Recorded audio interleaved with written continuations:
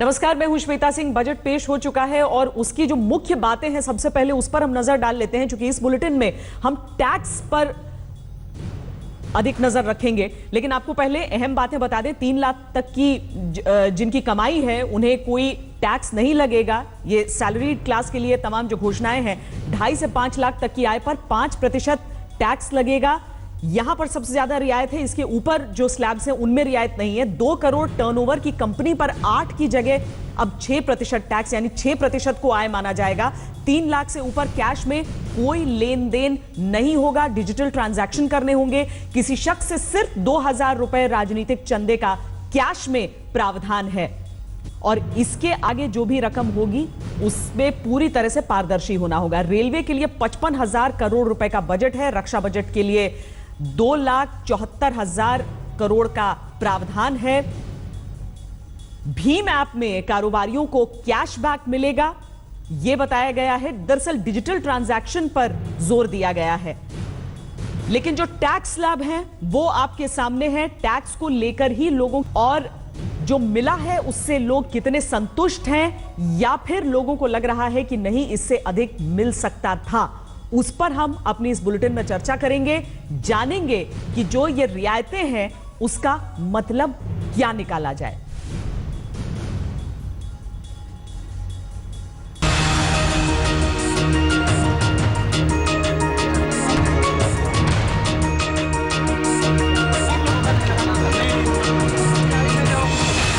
वेतनभोगियों और करदाताओं को इसी पल का इंतजार था। काले धन और करप्शन पर नोटबंदी के रूप में सर्जिकल स्ट्राइक के बाद इस वर्ग की उम्मीदें परवान पर थीं। वित्त मंत्री ने अपने बजट भाषण में खुद इसकी तस्दीक करते हुए टैक्स में राहत का अहम ऐलान कर दिया। इस ऐलान का मतलब है कि 20 लाख तक की कमाई वाले लोगों को टैक्स में 12,500 तक का फायदा होगा। आइए ग्राफिक्स के जरिए इसे समझने की कोशिश करते हैं। 2.5 लाख तक की आमदनी वालों को पहले की तरह कोई टैक्स नहीं देना होगा। 3.5 लाख की आमदनी वाले पहले 5,000 रुपए टैक्स चुकाते थे, अब उन्हें 2,500 रुपए ही टैक्स भरना होगा, यानी 2,500 का फायदा। अगर आपकी आमदनी 4 लाख की है तो आपको 2,500 का फायदा होगा। पहले आप 10,000 टैक्स देते थे, अब आपको 7,500 रुपए ही टैक्स देना होगा।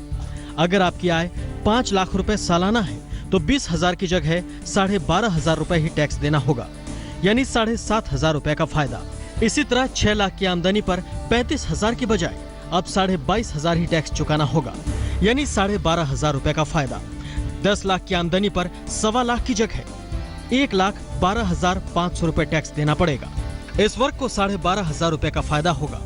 इसी तरह 20 लाख की आमदनी पर अब तक 4.25 लाख रुपए टैक्स देना पड़ता था, लेकिन अब 4,12,500 रुपए टैक्स देना पड़ेगा, यानी 12,500 रुपए का फायदा। इसी के तहत 50 लाख से 1 करोड़ की आमदनी वालों पर 10% और 1 करोड़ से ज्यादा की कमाई पर 15% सरचार्ज लगाया गया है। In the last 5 years, more than 1.25 crore cars have been sold. And the number of Indian citizens who traveled abroad, either for business or tourism, was 2 crores in the year 2015.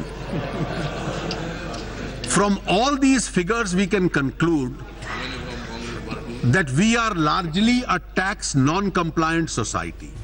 साफ है, tax छूट का ऐलान करते वक्त सरकार की ये कोशिश दिखती है कि कम आय वालों पर कम भार और ज्यादा आय वालों पर ज्यादा बोझ पड़े।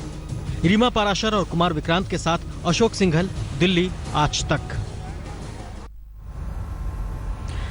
तो प्रधानमंत्री ने साहसी कदम बताया और जिन्हें राहत मिली है वो राहत महसूस कर रहे हैं, लेकिन जो अलग अलग आय वर्ग के लोग हैं वो किस नजर से देखें, कितना फायदा इसमें महसूस करें। हमारे साथ गोपाल कुमार केडिया जी हैं, जो कि चार्टर्ड अकाउंटेंट है, हमारे टैक्स एक्सपर्ट के तौर पर। हम आपकी राय जानना चाहते हैं कि ये कितना साहसी कदम और अधिकतम फायदा जो 12,500 का, वो कितना बड़ा फायदा। श्वेता जी, टैक्सेस जो हैं इंडिविजुअल टैक्सेशन है एंड कॉर्पोरेट टैक्सेशन है। इंडिविजुअल टैक्सेशन से मास कवर होता है और वो 4 चीज़ों से ज़्यादा अफेक्टेड होते हैं। एक थ्रेशोल्ड लिमिट जो कि 2.5 लाख रुपया भी है, टैक्स रेट क्या है उससे अफेक्टेड होते हैं, फिर एटीसी में जो 1.5 लाख तक का जो इन्वेस्टमेंट का जो टैक्स सेविंग स्कीम है उससे अफेक्टेड होते हैं, और हाउसिंग लोन में ब्याज में छूट कितनी मिलती है। बेसिकली मासेस को इन 4 चीज़ों से मतलब होता है। अब इसमें हम देखें थ्रेशोल्ड लिमिट में फाइनेंस मिनिस्टर ने कोई चेंजेस नहीं किया। 2.5 लाख लिमिट थी, 2.5 लाख लिमिट ही रखा उसको, उसमें कोई चेंजेस नहीं है। अब उन्होंने जो टैक्स रेट में जो चेंज किया, जो 3 टैक्स स्लैब्स हैं अपने 10%, 20% और 30%, जो 10% जो टैक्स स्लैब है 2.5 लाख से 5 लाख वाली, उसको 5% रिड्यूस कर दिया। अब 5% रिड्यूस करने से इस स्लैब में जो 2.5 लाख पर जो 10% टैक्स 25,000 जो टैक्स बनता था, 25,000 टैक्स अफेक्टेड हुआ इससे। लेकिन इनकम टैक्स में एक सेक्शन और है 87A। 87A सेक्शन कहता है कि आपको टैक्स रिबेट मिलेगा अगर आपकी 5 लाख से कम की इनकम है, तो आपको 5,000 तक का टैक्स रिबेट मिलेगा। कहने का मतलब पहले अगर आपका 25,000 टैक्स बनता था, अगर इन्वेस्टमेंट को हम भूल जाएं तो 5,000 का आपको टैक्स रिबेट मिलता था, 20,000 आपका टैक्स बनता था। अब इन्होंने 87A से भी छेड़छाड़ करी है और उसको जो है जो 5 लाख की लिमिट पर जो था उसको 3.5 लाख कर दिया, और जो 5,000 की जो छूट थी उसमें टैक्स रिबेट की उसको 2,500 कर दी। कहने का मतलब आप लोग जो ये टीवी चैनल्स में मैं देख रहा हूँ दिखा रहे हैं कि 3 लाख तक कोई टैक्स नहीं लगेगा। So this is perfectly alright, 3 lakh तक कोई टैक्स नहीं लगता है। अब ये कितना साहसिक कदम है। अब देखिए, मैं इसको इस तरीके से समझता हूँ, जो गरीब और अमीर के बीच में जो गैप है इस बजट के द्वारा उसको पाटने की कोशिश की गई है। इसमें ये फाइनेंस मिनिस्टर ने ये किया कि गरीब को रिलीफ दिया है और अमीर को जो है मोर टैक्स लगाया है। हमें पता है कि जो सरचार्ज लगाया गया है वो 50 लाख से ज़्यादा जिनकी इनकम है और 1 करोड़ तक जिनकी इनकम है, पहले उस पर सरचार्ज नहीं था, उस पर 10% सरचार्ज लगाया गया है। इसका मतलब taxing the rich. Already 1 crore से ज्यादा 15% सरचार्ज पहले से था, उसको टच नहीं किया है। तो फाइनेंस मिनिस्टर ने अमीरों पर और टैक्स लगाया है और गरीब को और रिलीफ दिया है। अगर हम इन्वेस्टमेंट को भी ध्यान में रखें, कोई अगर 5 लाख की इनकम और इन्वेस्टमेंट करता है, 1.5 लाख करता है और बहुत सारे इन्वेस्टमेंट के स्कीम्स हैं, तो उस पर बेसिकली टैक्स इफेक्ट नील आ जाता है। तो ये बहुत साहसिक कदम है। हम लोग एक्सपेक्ट कर रहे थे कि थ्रेशोल्ड लिमिट बढ़ाई जाएगी, लेकिन डायरेक्टली इनडायरेक्टली थ्रेशोल्ड लिमिट भी बढ़ी, गरीबों को फायदा हुआ। और आपको पता है श्वेता जी, अमीरों को कोई फर्क नहीं पड़ता, आप सरचार्ज लगाओ, जिसकी 50 लाख इनकम है उनको कोई फर्क नहीं पड़ता। नहीं, लेकिन जिस वर्ग को अरुण जेटली जी ने अपील किया, उन्होंने कहा कि अब हम ये छूट दे रहे हैं तो अब और लोग आइए और आप टैक्स दीजिए। क्या उसके लिए प्रेरित कर पाए हैं इस कदम से? यस, ये बहुत बड़ा मुद्दा है देश के सामने। टैक्स कंप्लायंस जो है इंडिया में केवल 3 से 4% लोग टैक्स रिटर्न फाइल करते हैं। और जो फाइनेंस मिनिस्टर ने भी कहा कि कम से कम 2 करोड़ लोग जो है विदेश यात्रा पर गए हैं, 125 कार बिकी है।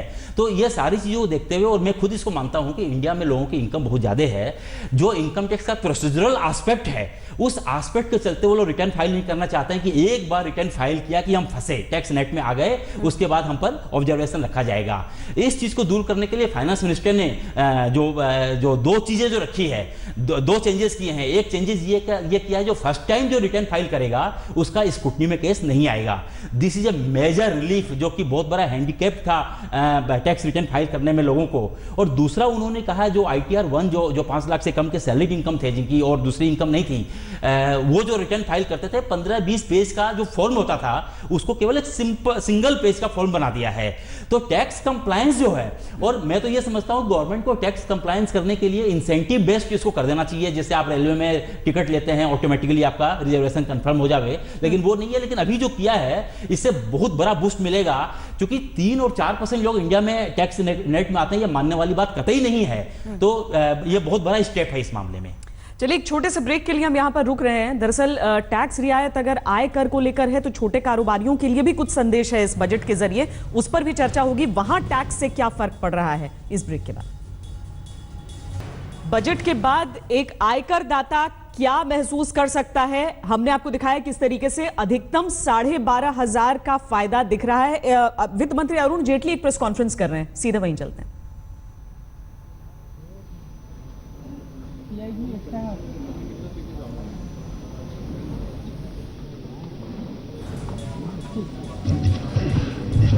Good evening, friends.